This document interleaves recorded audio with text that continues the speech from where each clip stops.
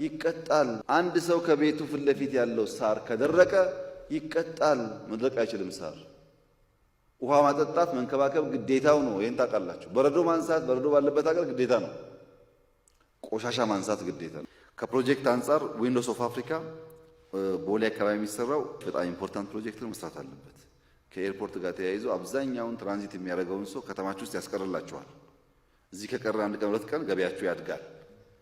ሆቴሎች ገበያ ያገኛሉ፣ ታክሲዎች ገበያ ያገኛሉ፣ ትናንሽ ሰርቪሶች ገበያ ያገኛሉ። ሰው ማስቀረት አለባችሁ።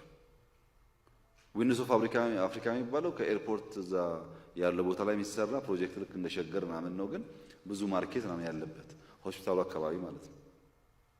እሱ ቢሰራ ኮንቬንሽን ሴንተሩን በጣም ጥሩ ነው። ፎሎ አድርጉት። ቬሪ ኢምፖርታንት ነገር ነው። እስከ 5000 ሰው የሚይዝ አዳራሽ አለው። ቦታውም ጥሩ ቦታ ነው። ፎሎ አድርጋችሁ ቢሰራ ጥሩ ነው። ሪቨርሳይድ ፕሮጀክቱ የፋይናንስ ኢሹ አይደለም ያለበት፣ የዲዛይን ቼንጅ ነው። በደንብ አቴንሽን እንዲሰጠውና እንዲያዝ ቢስተካከል ብዬ የማስበው አንዱ መታወቂያ ነው። መታወቂያ አሁን እያደላችሁ ነው እና መታወቂያ ይሸነሽናል በየቀኑ። መታወቂያ ቢቆም ዲጂታል አይዲ እስከሚጀመር ድረስ ዩኒፎርምሊ ብታቆሙ ጥሩ ነው።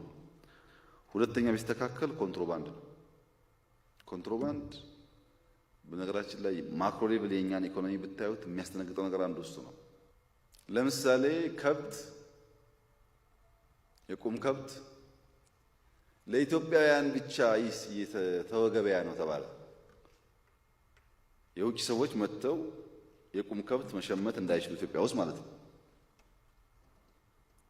የውጭ ሰዎች ኬንያ ሄደው፣ ሶማሌ ሄደው፣ ሱዳን ሄደው የኛ ሰዎች አቀብሏቸው የኛ የቁም ከብት ይቸበቸባል።